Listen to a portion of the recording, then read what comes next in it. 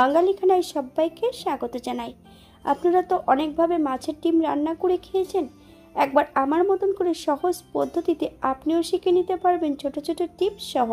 তবে আজকে আমি এখানে কিভাবে মাছের ডিম দিয়ে ধোকার ডালনা রান্না করলাম, চলুন সেটা একবার দেখে নেওয়া যাক ভিডিওর মাধ্যমে। খেতে এতটাই সুস্বাদু হয়েছিল, আপনি একবার রান্না করলে বারবার রান্না করবেন।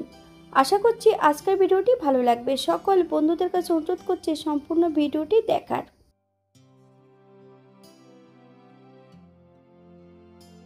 আজকে আমি এখানে রান্না করব মাছের ডিম দিয়ে ধোকার ডালনা। এখানে বেশ কিছুটা মাছের ডিম আমি নিয়ে নিয়েছি।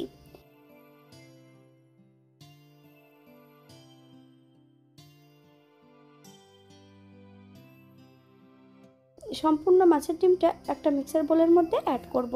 বেশ কিছুটা কাঁচা লঙ্কা, হাফ চামচ হলুদ গুঁড়ো, হাফ চামচ লবণ, আপনার স্বাদ অনুসারে লবণটা অ্যাড করবেন।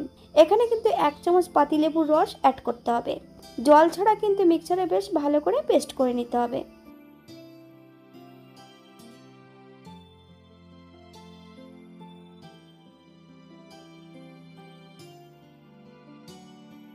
একটা পাত্রে সম্পূর্ণ মিশ্রণটি ঢেলে নেব। মিডিয়াম সাইজের একটা পেঁয়াজ বেশ সরু সরু করে কেটে নিয়েছি। সম্পূর্ণ পেঁয়াজটি মিশ্রণের মধ্যে অ্যাড করব। 2 চামচ কাঁচা সর্ষের তেল, ভালো করে মিশিয়ে নিতে হবে।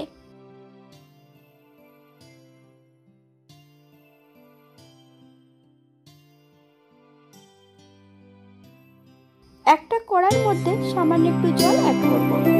কড়াইয়ের মধ্যে একটা স্ট্যান্ড অ্যাড করব। মিশ্রণের বাটিটি অ্যাড করতে হবে। উপর থেকে ঢাকা দিয়ে দিতে হবে 10 মিনিটের জন্য। 10 থেকে 15 মিনিট পরে একবার চেক করে নিতে হবে যেটা সেদ্ধ হয়েছে কিনা। অনেকটা কেকের মতো তৈরি করে নিতে হবে।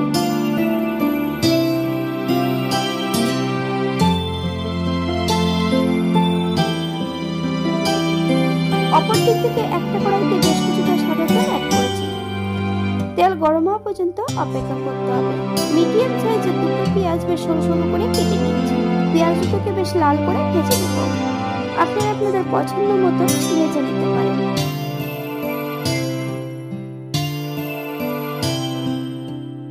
এই পর্যায়ে অ্যাড করব 8 থেকে 10 কোয়া রসুন। আপনারা যদি পছন্দ করেন তাহলে পরিমাণে বাড়িয়ে দিতে পারেন। এই পর্যায়ে তেল থেকে সম্পূর্ণ পেঁয়াজ রসুনটা তুলে নেব।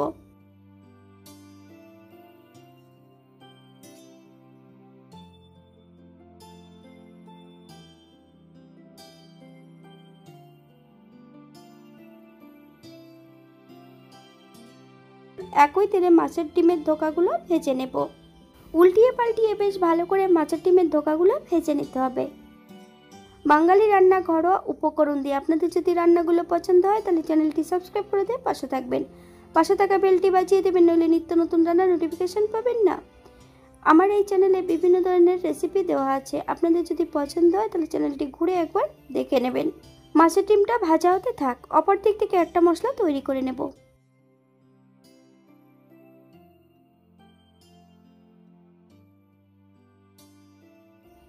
পেঁয়াজ রসুন আগে থেকে আমি অ্যাড করে নিয়েছি। বেশ কিছুটা আদা, দারচিনি, এলাচ, লং, বেশ কিছুটা কাঠবাদাম।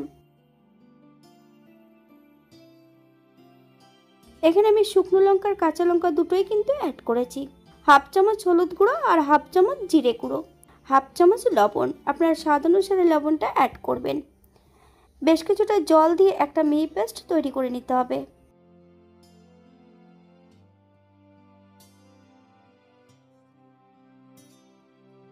কড়াইতে বেশ কিছুটা সর্ষের তেল অ্যাড করব। ফোড়নে রেখেছি সাদা জিরে। ফোড়ন থেকে সুগন্ধ বেরোলে মিডিয়াম সাইজের একটা আলু ছোট ছোট টুকরো করে কেটে নিয়ে অ্যাড করব। আপনারা যদি পছন্দ করেন তাহলে পরিমাণে বাড়িয়ে দিতে পারেন। হাফ চামচ লবণ আর হাফ চামচ হলুদ গুঁড়ো দিয়ে বেশ ভালো করে আলুগুলোকে ভেজে নিতে হবে।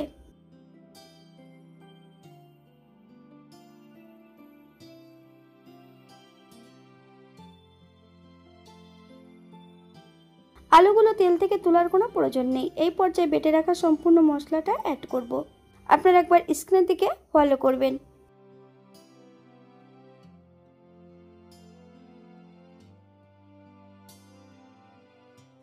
মশলাটা বেশ ভালো করে ভেজে নিতে হবে, অথবা মশলা থেকে যতক্ষণ কাঁচা গন্ধ ছাড়বে ততক্ষণ মশলাটা বেশ ভালো করে ভেজে নিতে হবে।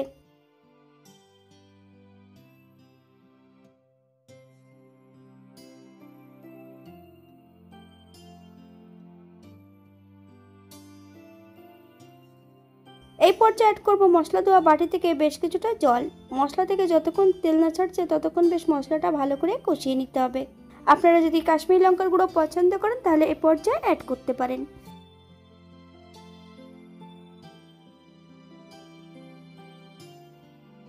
মশলা থেকে তেল ছেড়ে দিয়েছে, পর্যায়ে সম্পূর্ণ মাছের ডিমের ধোকাগুলো অ্যাড করে দেব। মশলা সহ বেশ ভালো করে কষিয়ে নিতে হবে।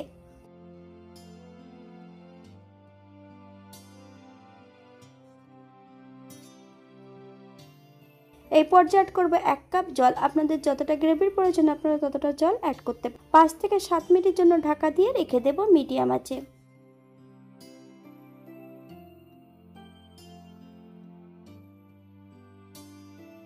7 মিনিট পর একবার চেক করে নিতে হবে যে আলুগুলো সেদ্ধ হয়েছে কিনা।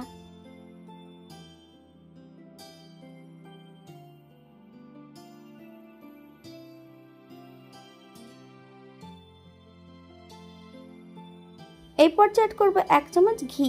আপনারা যদি পছন্দ করেন তাহলে পরিমাণে বাড়িয়ে দিতে পারেন। গ্যাসের ফ্লেমটা অফ করে দিয়ে 5 মিনিটের জন্য স্ট্যান্ডিং টাইম দেব, তারপর সার্ভ করব।